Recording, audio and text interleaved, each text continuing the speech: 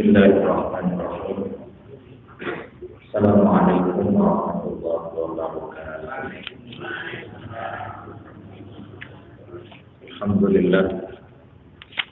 Alhamdulillahilladzi anzala al-Qur'ana bilisanin arabiyyin mubin wa ja'alahu nuran wa hidayatan lil muttaqin. Asyhadu an la ilaha illallah wahdahu la syarika lahu wa asyhadu anna Muhammadan abduhu wa rasuluhu la nabiyya ba'dahu. Allahumma shalli wa sallim wa barik ala sayyidina Muhammadin wa ala alihi wa sahbihi wa man tabi'ahum bi ihsan ila yaumil din, amma ba'd. Yang sama-sama kita hormati Ketua MKM Masjid Nurul Aman, Bapak Ustaz Haji Haridi, beserta para pengurus, para tokoh masyarakat, hadirin hadirat hamba-hamba Allah yang dirahmati Allah Subhanahu wa taala. Bapak Ibu sekalian, bagaimana kabarnya malam hari ini? Baik. Alhamdulillah. Hadirin hamba-hamba Allah yang dirahmati Allah Subhanahu wa taala. Allah sangat mencintai diri kita. Maka Allah tidak ingin kita bersedih. Allah tidak ingin kita gelisah. Allah tidak ingin kita larut dalam kegundahan. Karena Allah sayang sama kita, agar kita tidak dihinggapi kegalauan, tidak dihinggapi kesedihan, tidak dihinggapi keputusasaan, tidak dihinggapi ketersesatan, maka Allah turunkan panduan hidup Al-Quran. Masya Allah. Jadi hadirin, Al-Quran itu adalah kado terindah dari Allah untuk kita. Dan ini dikatakan oleh Dr. Aid Al-Qurni dalam salah satu kitabnya. Dr. Aid Al-Qurni ini adalah salah satu ulama, penulis salah satu kitab bestseller internasional, La Tahzan. Beliau menulis dalam kitab yang lainnya tentang Al-Quran itu, hadirin, Ishma'al Quran sima'an wa tilawatan wa hifdan wa tadabburan fa innahu min a'zamil 'ilaji lit-tarbil hammi wal hazan.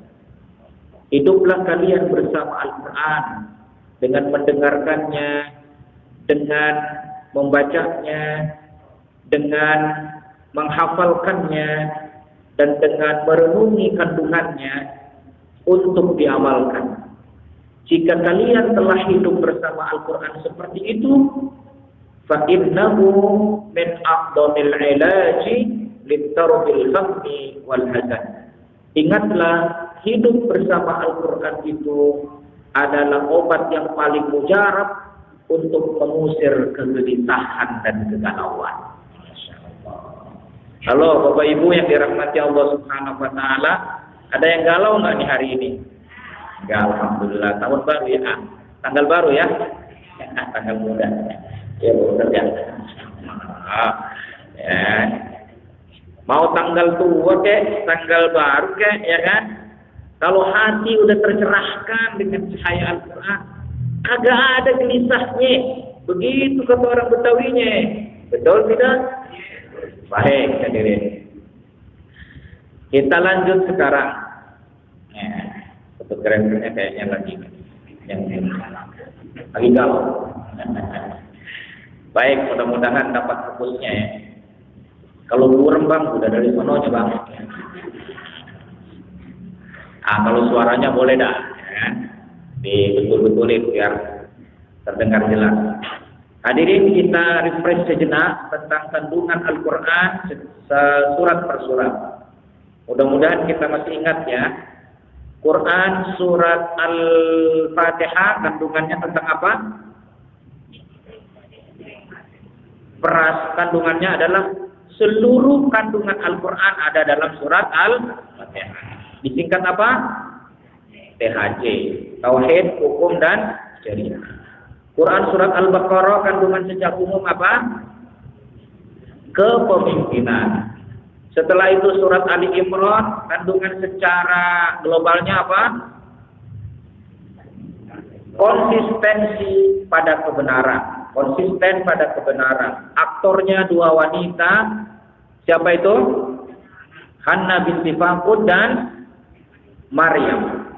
Kemudian selanjutnya Quran surat An-Nisa, apa kandungan secara globalnya? Keadilan dan kasih sayang terhadap wanita. Subhanallah. Selanjutnya, setelah itu Quran surat Al-Maidah, apa kandungan secara globalnya? Menepati janji. Orang yang menepati janjinya dengan Allah, orang yang menepati janjinya kepada manusia, hidupnya bakalan lapang. Selapang samudra. Ya kan? Maka kalau kita punya hati yang lapang selapang samudra hadirin, biar bangkai masuk sekalipun nggak pernah membuat airnya menjadi bau. Masya Allah. Betul tidak? Atau hati yang lapang selapang empang. Nah, tahu nggak? Empang luas nggak tuh? Atau danau luas nggak bu?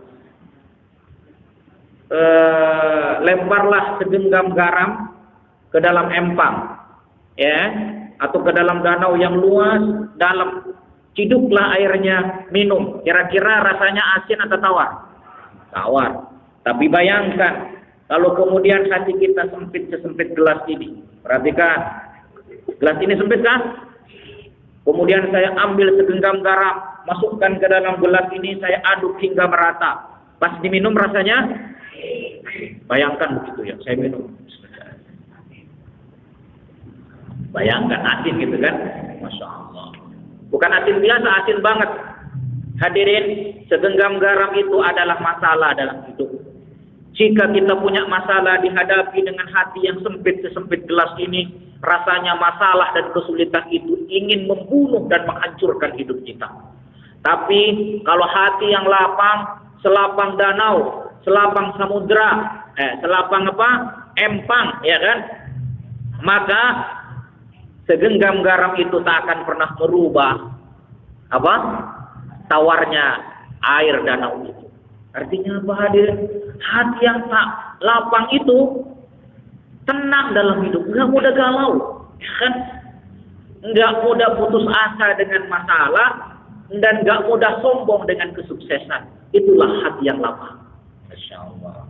Mudah-mudahan yang hadir pada kesempatan ini beserta anak keturunannya Allah takdirkan menjadi hamba-hamba Allah yang lapang jiwanya. Dan ingat dalam Quran surat Al-Insyirah, salah satu kunci kebahagiaan adalah hati yang lapang. Bu, hati yang apa bu? Dikasih duit banyak, alhamdulillah. Ya. Dikasih belanja terus menerus, alhamdulillah. Gak dikasih duit. Artinya apa hadirin? Kalaupun tidak dikasih duit, dia tetap husnuzon. Hari ini suamiku tidak punya duit, tapi aku tahu cintanya begitu besar pada aku. Dia tak akan pernah menelantarkan diri. Mungkin hari ini tidak memberinya, insya Allah besok dirapel 3 kali lipat. Gitu. Halo, masih bersama saya? Baik. Lalu masuklah ke dalam Quran sekarang surat Al-An'am, surat yang ke-6. Kandungan secara globalnya apa? Apa? Tauhidullah. Apa hadirin? Tauhidullah, mengesahkan Allah.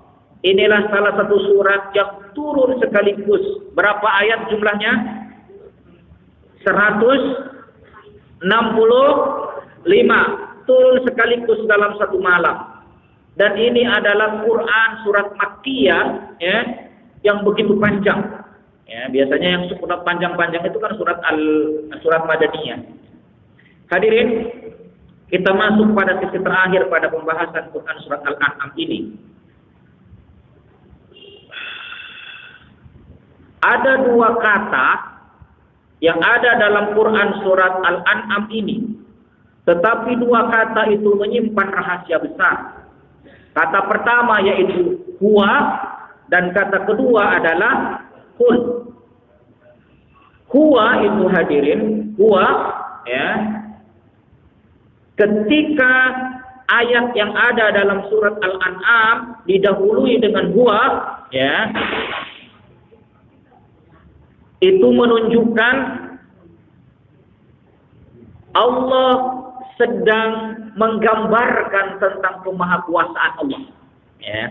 Jadi setiap ayat yang ada dalam Quran surat Al-An'am yang didahului dengan kata huwa, ya, seperti dalam ayat yang ke-61 atau ayat yang kedua dan ketiga, ya, dalam Quran surat Al-An'am ini, itu berbicara tentang kemahabesaran dan kemahagungan Allah, ya, mendeskripsikan tentang kemahabesaran Allah.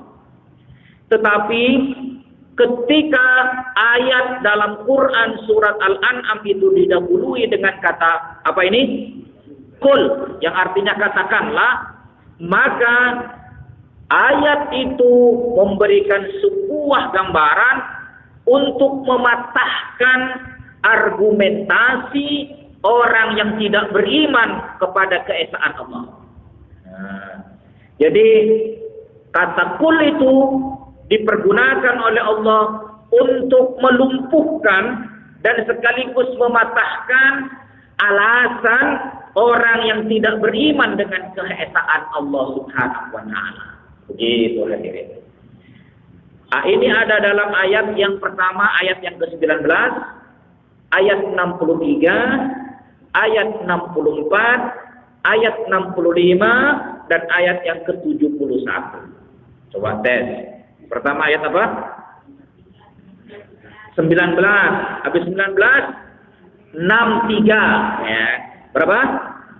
Berarti 1963. Ada yang lahir 1963? Ada ya? Oh, ini lahirnya tahun 2000 semua. Baik, hadirin. Ayat 70. Sekarang kita buka Quran surat yang ke-19. Ini berbicara tentang bagaimana Al-Quran mematahkan alasan orang yang tidak beriman kepada keesaan Allah. Nah, ayat yang ke-19 nih ya. Saya bacakan. A'udzu billahi minasy syaithanir rajim. Bismillahirrahmanirrahim.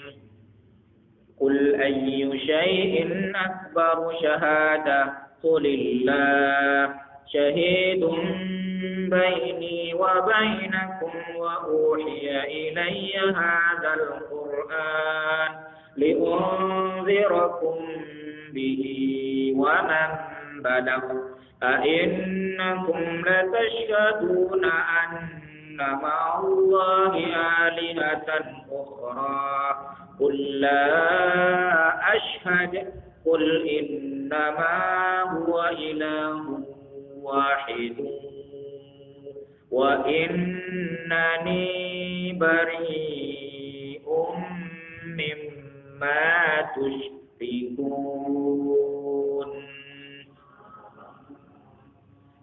Ini ceritanya.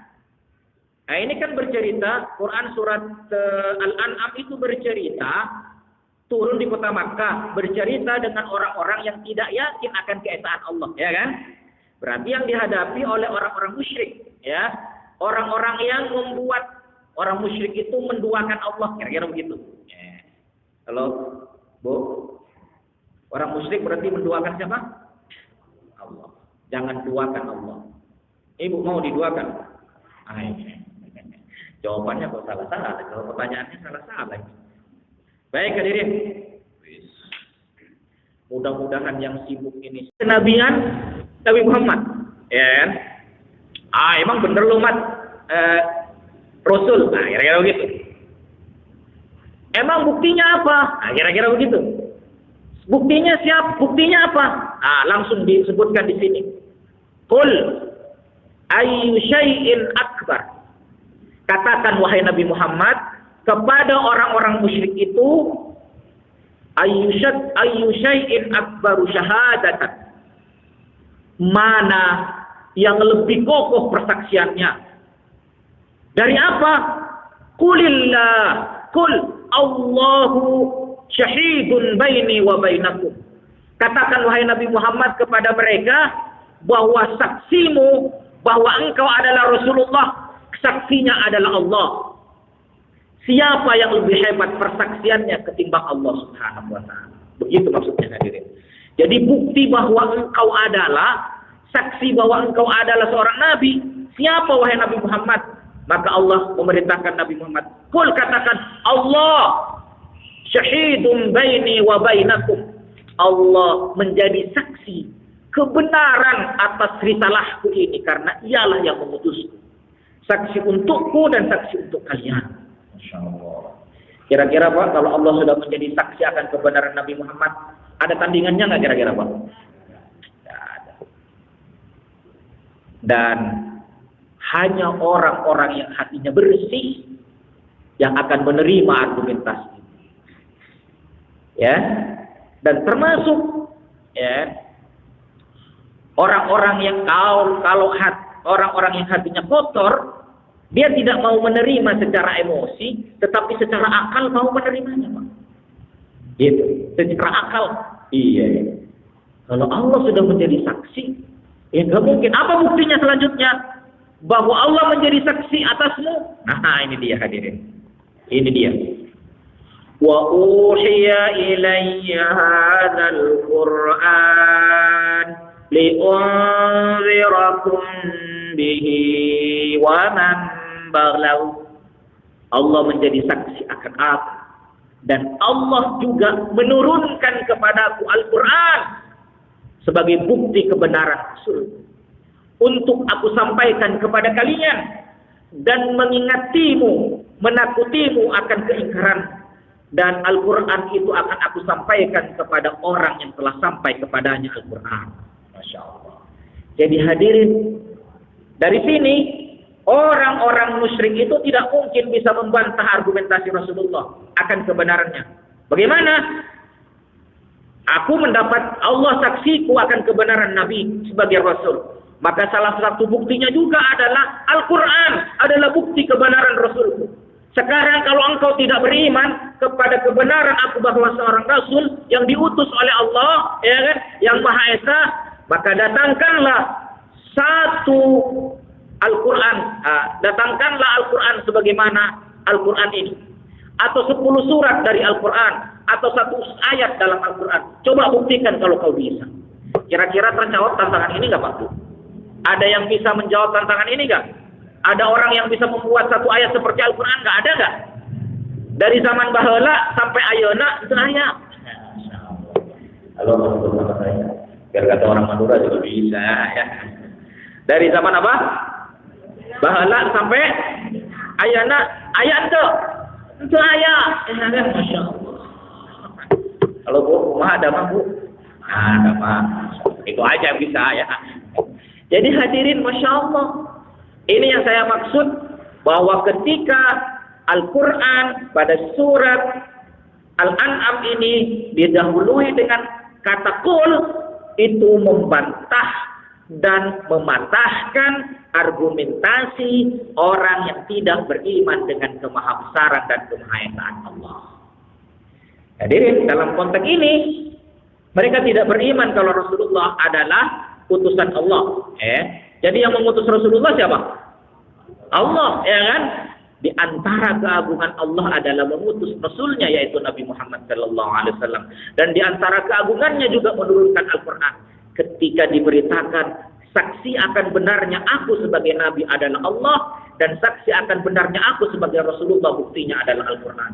Dan hadirin, para penyair di Jazirah Arab itu hadirin ketika menghadap Rasulullah dan Rasulullah membacakan ayat Al-Quran, mereka tak mampu menandingi. Mereka balik lagi ke kaumnya.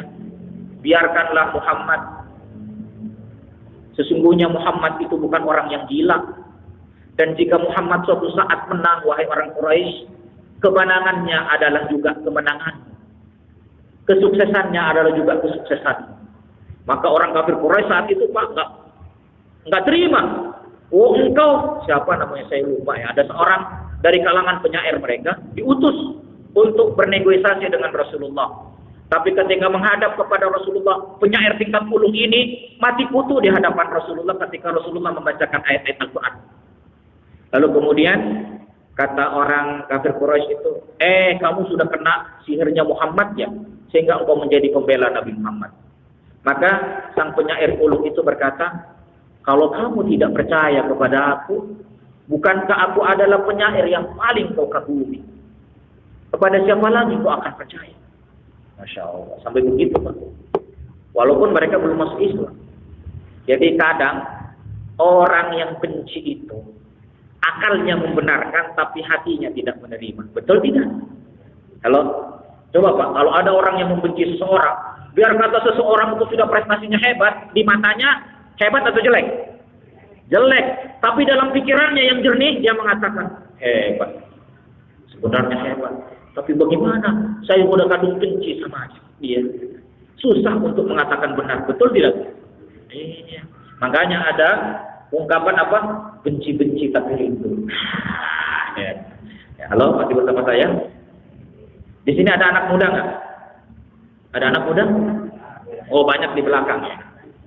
Anak muda, kalau ada perempuan membencimu karena kau baik, ya kan? Sholatnya rajin, terus tiba-tiba ada perempuan pura-pura benci kepadamu, ya kan? Nah, hati-hati. Jangan-jangan perempuan yang benci kepadamu itu memeram cinta yang tiada bertepi. Hati-hati itu. Sebab kata syair Arab, alamatul hubbi kasratu dzikri. Tanda seseorang itu cinta kepada seseorang banyak menyebut namanya. Entah karena cinta, entah karena benci. Pura-pura dia membenci agar dia bisa menyebutkan nama orang itu. Dia sebut, saya sebel sama orang itu. Iya itu si Firman nyebelin memang. Tengil mangel, cuman begitu. Padahal dia hanya ingin menyebut nama Firman. Saat dia sebut nama Firman, seolah-olah dia membencinya, tetapi sebutan itu seperti embun yang menetes di padang jiwanya. Yes. Masya Allah. Masya Allah. Kalau bicara tentang cinta nih Bapak Ibu, biar hati-hati manggut-manggut ya. Ya kan. Baik, sampai gimana tadi? Udah jelas ya? Itu alasan pertama. Ya.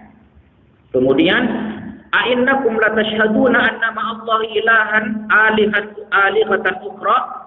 Hai orang-orang musyrik, apakah engkau bersaksi bahwa bersama Allah itu ada Tuhan lain? Qul, katakan wahai Nabi Muhammad, la ashhad. Aku tidak akan menerima Tuhan selain Allah. Qul innama huwa ilahun wahidun wa innani bari'un minal musyrikin. Katakan wahai Nabi Muhammad bahwa sesungguhnya hanya Allah Tuhan yang esa, dan sesungguhnya aku terlepas diri dari orang-orang yang mensekutukan Allah. Begitu hadirin. Bagaimana Al-Quran begitu tegas dan tajam mematahkan alasan orang yang tidak yakin akan keesaan Allah. Dan dalam perjalanan nanti hadirin, makanya di Eropa, ya kan, di Amerika, itu banyak orang masuk Islam bukan karena ditakut-takutin, tidak. Tapi justru ketika mereka belajar tentang konsep Islam, belajar dengan hati yang jernih, mereka berbondong-bondong masuk Islam. Makanya kata para ulama, al-mustaqbal lihadzal din, peradaban dunia pada akhirnya akan disinari dengan cahaya kebenaran al-Islam. Tidak dengan kilatan pedang, tidak dengan todongan peluru hadirin, tetapi dengan cahaya cinta yang mekar dari Al-Quran. Halo, masih bersama saya? Bu, halo Bu. Ingat masih muda nggak Bu? Ingat masih muda? Bagaimana ibu itu begitu jatuh cinta pada bapak? Apakah bapak datang dengan kilatan pedang atau dengan todongan peluru, atau hanya datang dengan seutas senyum yang memesona? Jawab Bu. Yang terakhir atau yang pertama? Iya, cukup dia tersenyum. Aku datang melamar. Aku penuhi janji cintaku padamu. Langsung kelepak-kelepak gitu kan? Masya Allah. Halo Pak, masih bersama saya Pak? Begitulah cinta ketika berbicara. Dan demikian pula Al-Quran. Hadir menyapa manusia hadirin. Kalau kita lihat lembaran pertama dalam Al-Quran, Allah berbicara tentang cinta. Allah memperkenalkan dirinya bahwa Allah sangat mencintai makhluknya, mencintai hambanya. Bagaimana Al-Quran dimulai? Bismillahirrahmanirrahim. dengan menyebut nama Allah yang Maha Rahman dan Maha Rahim, yang Maha Kasih lagi Maha Penyayang. Kata Rahman dan kata Rahim menurut ulama ahli tafsir itu berasal dari kata rahmatun. Kata apa? Ada Bu Rahman nggak di sini? Oh, belum datang ya. Rahmatun itu hadirin maknanya ada 8. Satu di antara makna rahmatun yang 8 itu adalah cinta dan kasih sayang. Apa hadirin? Jadi Al-Quran Allah memperkenalkan dirinya, aku zat yang maha mencintaimu dan aku zat yang maha menyayangimu. Al-Quran dibuka dengan kata cinta dan Al-Quran hadir untuk menyampaikan cinta yang hakiki kepada kemanusiaan. Bukan karena penindasan, bukan karena ingin hartanya dirampas. Tidak, Al-Quran datang untuk memanusiakan manusia agar cinta yang hakiki bersemi dalam setiap ladang jiwa manusia. Begitulah Islam suatu saat akan diburu oleh mereka yang mencintai kebenaran dan memanusiakan manusia. Begitu. Halo, masih bersama saya? Biar kata di stigma apapun nilai-nilai Islam itu di barat kurang apa? Radikal, intoleran dan sebagainya, ya kan? Tapi pada akhirnya mereka semakin dicitrakan buruk. Mereka berbondong-bondong belajar tentang Islam sampai antri yang masuk Islam. Halo, masih bersama saya. Waktu saya belum pernah keliling ke Eropa dan Amerika, begitu kira-kira. Waktu saya belum pernah, ya. Dapatnya dari mana? Dari para dosen, ya kan? Terus informasi yang terpercaya tentang itu. Baik, itu yang pertama. Kemudian setelah 19, ayat yang berapa? 63. Ya, 63. Ada yang usianya 63 sekarang? Enggak ada ya? Oh, berarti masih 50-an nampaknya nih. Bapak Ibu, pernah nggak naik pesawat tiba-tiba goncang? Atau naik kapal laut tiba-tiba gelombangnya dahsyat? Jika ada orang naik pesawat seperti itu, jika ada orang naik perahu dihempas dengan gelombang yang begitu dahsyat, kira-kira ingatannya tentang apa kira-kira? Yang disebut apa kira-kira? Apa? Allah. Biar kata dia ateis, dia sebut Allah Tuhan. Oh my God. Ya kan? Halo, masih bersama saya? Iya. Dan di sini Allah juga mematahkan orang-orang yang tidak percaya akan keesaan Allah. Hadirin, Allah katakan di sini. Qul, katakan wahai Nabi Muhammad kepada orang-orang yang tidak mengesahkan Allah. Man yunajjikum min dhulumatil barri wal bahri. Siapa sesungguhnya yang menyelamatkan mereka, yang menyelamatkan kalian? Katakan kepada orang-orang musyrik itu yang tidak beriman dengan keesaan Allah, katakan kepada mereka, siapa sesungguhnya yang menyelamatkan mereka dari bencana di daratan dan bencana di lautan. Masya Allah. Saat gunung itu meletus Bapak Ibu, ya kan? Biar kata orang jalan sholat, kira-kira yang disebut pertama apa? Ya Allah, selamatkan ya Allah, anakku ya Allah, Masya Allah. Itulah hati manusia. Nggak bisa dibohongin. Jika selama ini dibohongi dengan egonya, dibohongi dengan kesombongannya, tapi suatu saat dia terpepet, dia akan sebut zat yang maha kuasa dalam kehidupannya. Siapa itu? Masya Allah. Di sini dulumat, dulmatun itu artinya kegelapan. Dulumat kegelapan, kegelapan daratan dan kegelapan lautan. Maksudnya apa? Bencana di daratan dan bencana di kukabarkan semuanya kepada ombak, kepada batu. Namun semuanya diam. Kata siapa itu? Oh, apa? Ada apa? Hadirin, nah lagu-lagu begitu itu perlu direnungkan, ya kan? Karena itu membuat hati semakin jernih, Pak. Ya. Tapi kalau yang didengarkan goyang dompet, ya dompet beneran dah. Dan saat seperti itu hadirin, coba Pak, Bu, saat kondisi seperti itu kira-kira manusia itu berusaha tunduk kepada Allah atau berusaha menentang? Ini dikisahkan di sini. Tad'unahu tadarru'an wa khufyah. Maka ketika mereka digoncang oleh tsunami, digoncang oleh gempa bumi, digoncang oleh petir, dihantam gelombang yang begitu dahsyat, tiba-tiba dia merendahkan diri dan berdoa dengan penuh harap kepada Allah, seraya berkata, la in anjana min hadhihi lanakunanna minasyakirin. Ya Allah, jika Engkau selamatkan kami dari bencana ini, ya Allah, aku akan menjadi hamba-Mu yang bersyukur. Aku akan menjadi hamba-Mu yang senantiasa mengesahkan-Mu. Aku akan menjadi hamba-Mu yang senantiasa tunduk dan patuh kepada Allah. Setelah bencana berlalu, apa yang terjadi? Murtad kembali, durhaka kembali, insyaallah. Dan ini kejadian, Pak Ustaz. Nah, kan saya orang Madura. Dari Sumeneb tuh, Bu, dari ujung Madura ke pulau saya itu masih nyebrang, namanya Pulau Sapudi, ya. Itu cuma 2 kecamatan, 19 desa. Itu kalau nyebrang pakai feri, kapal feri atau kapal perahu motor. Itu Bapak Ibu, di kapal feri itu ada TV-nya kan biasanya. Itu kalau lagi gelombang, semuanya ngaji. Kalau kagak gelombang, anteng. Yang disetel apa? Wayang dompet pakai busana kurang kain. Kalau masih bersama saya, makanya Pak, ini jadi tidak ada yang bisa menyelamatkan kita, Pak. Maka kemudian apa hadirin?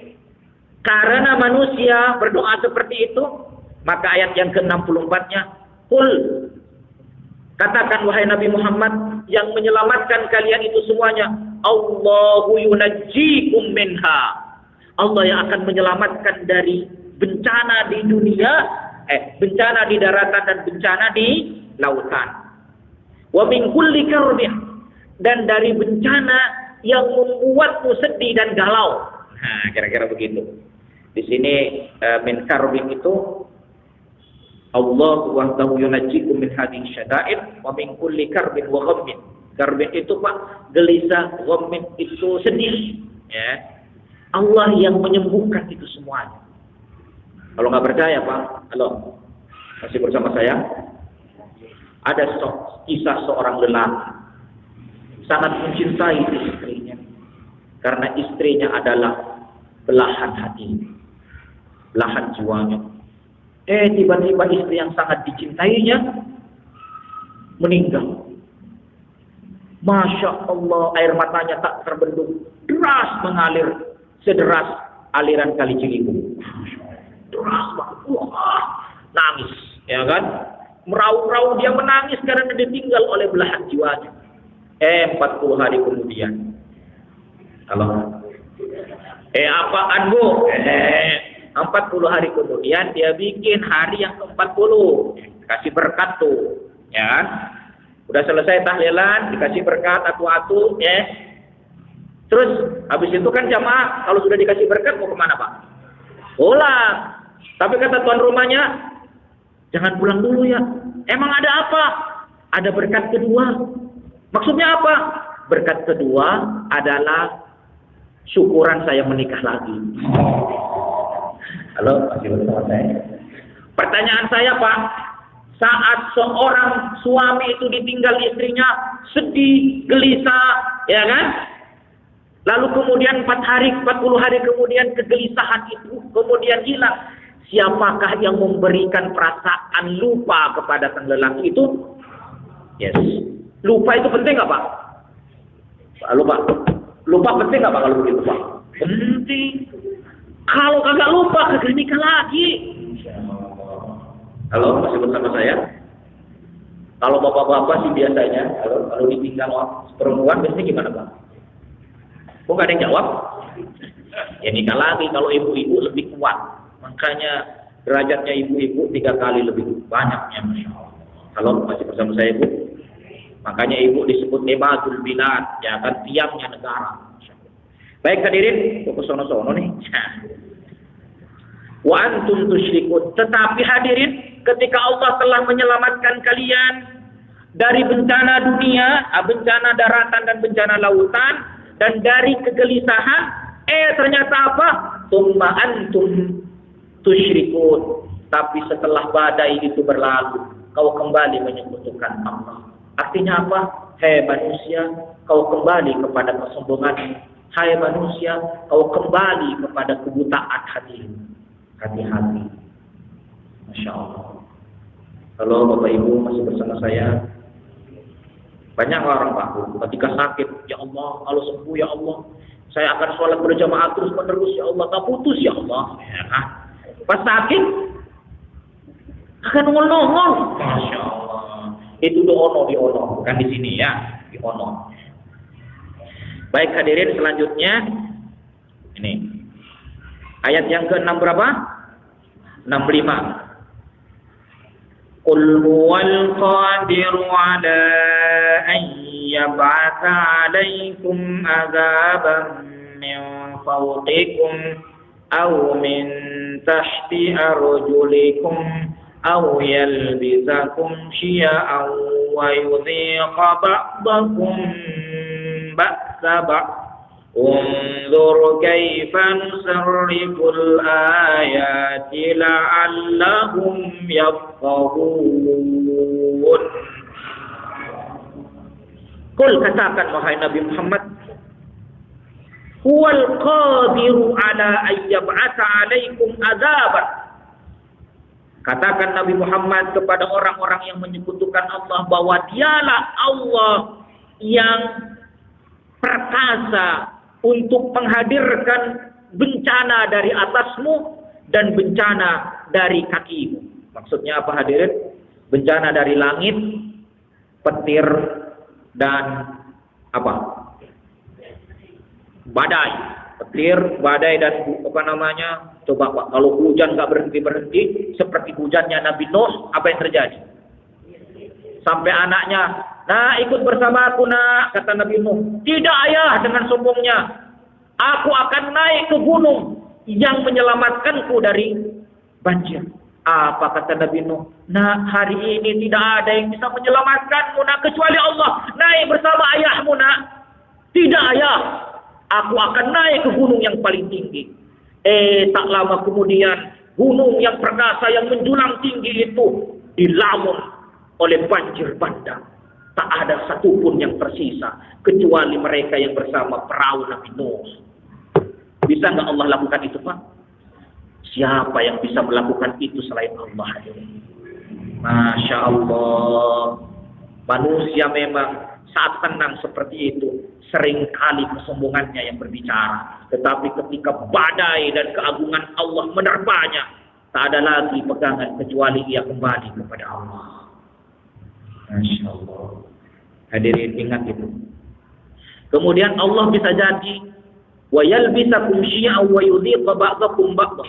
Allah jadikan manusia itu hadirin, Allah bisa menjadikan manusia satu kelompok dengan kelompok yang lain saling menyerang, bahkan saling membunuh. Tak ada cinta lagi di antara mereka. Bisa nggak Bapak Ibu? Bisa. Untungnya Allah tetap menitipkan cinta kepada diri kita. Setiap suku di Indonesia masih diberikan cinta. Pelihara itu hadirin. Bhinneka Tunggal Ika. Masya Allah. Berbeda-beda tapi tetap satu jua. Siapa yang meniupkan cinta agar kemudian kita bisa saling memaafkan? Siapa ini? Coba kalau cinta ini dicabut oleh Allah, apa yang terjadi? Siapa yang bisa meniupkan perasaan cinta kepada seseorang selain Allah hadirin? Tidak ada. Kecuali siapa? Masya Allah hadirin. Undurkan Allah. Kaifa nusarriful ayati la'allahum yafqahun. Wahai manusia, perhatikanlah bagaimana Allah menjelaskan tentang tanda-tanda kebesarannya. Agar kalian paham tentang kemahabesaran Allah. Agar kalian tunduk di bawah kemahabesaran Allah.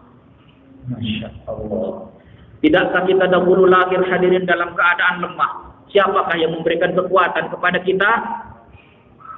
Lalu kemudian besar dan kemudian kata Allah, setelah kuat remaja jadi tua, dan setelah tua kata Allah nunggu uban. Itu ada dalam Al-Quran. Surat Ar-Rum. Coba yang sudah merasa tua ada ubannya enggak? Oh ya, alhamdulillah jujur ya. Mudah-mudahan yang jujur masuk surga. Amin. Terakhir, Quran ayat yang ke-71. Nah, ini dia ini. Allah mematahkan argumentasi orang-orang yang menyembah selain Allah. Apa kata Allah? Qul, katakan wahai Nabi Muhammad kepada orang-orang musyrik yang ada di kota Makkah saat itu. Anad'u min dunillah, apakah kita, ya, kita ini maksudnya orang-orang musyrik itu akan menyembah selain Allah, padahal selain Allah itu ma la yanfa'una, tidak akan pernah memberikan manfaat kepada kita, wala yadurruna, dan tidak akan pernah memberikan kemadaratan kepada kami. Bayangkan Pak, masyarakat kafir Quraisy saat itu di Makkah kan menyembah patung, ya kan, dan berhala-berhala mereka. Padahal mereka tak akan pernah bisa memberikan manfaat dan juga tidak pernah memberikan madarat. Kemudian wa nuraddu ala aqabina ba'da in hadanallah, dan apakah kita akan menyembah selain Allah padahal Allah telah memberikan hidayah kepada kita? Kalau kita menyembah kepada selain Allah, berarti kita akan dikembalikan oleh Allah kepada kemusyrikan. Masya Allah. Jadi hadirin, siapakah yang memberikan manfaat dan madarat? Tak ada, kecuali siapa? Oh, ada manusia Pak. Manusia itu Pak, saya saja bisa mengangkat air seperti ini, sederhana. Ini tak mungkin saya mengangkat air kecuali Allah menitipkan kekuatan kepada saya. Pertanyaannya, siapakah yang menitipkan kekuatan kepada saya? Kalau Allah tak lagi menitipkan nyawa kepada saya, mungkinkah saya berbicara? Sekedar kita berbicara Pak, nggak mungkin. Apalagi memberikan madarat kepada manusia, nggak mungkin tanpa izin Allah. Betul tidak? Kenapa kita mempertuhankan selain Allah? Tengoklah jiwa ini apakah sedang berkarat dengan kemaksiatan.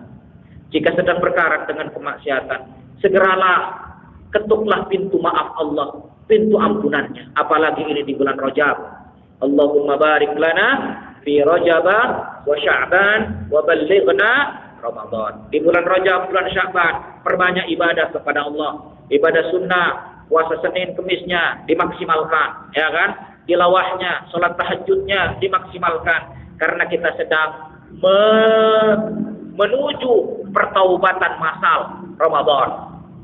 Kalau diampuni dosa-dosa kita yang hadirin, maka kita masuk kepada pertaubatan yang kolosal, yaitu Idul Fitri, kembali kepada kefitrahan insyaallah. Jika tidak ada halangan, saya dijadwalkan untuk jadi khotib di sini. Masya Allah. Baik hadirin hamba-hamba Allah yang dirahmati Allah Subhanahu wa taala. Inilah kata kul yang begitu sederhana tapi mematahkan argumentasi atau alasan orang-orang yang tidak beriman akan kemahaesaan Allah. Hadirin, tuntas sudah saya menghantarkan tafsir global Quran surat Al-An'am. Insyaallah pekan depan, dua pekan yang akan datang, kita akan masuk kepada Quran surat Al-A'raf. Quran surat Al-A'raf itu berbicara tentang pertarungan antara al-haq dan al-batil, dari mulai Nabi Adam hingga akhir zaman. Dan kita diminta oleh Allah untuk menentukan sikap, apakah kita memihak Nabi Adam atau memihak iblis. Seperti apa kisah dan ceritanya, simak penuturannya dengan tuntas pada 2 pekan yang akan datang insyaallah.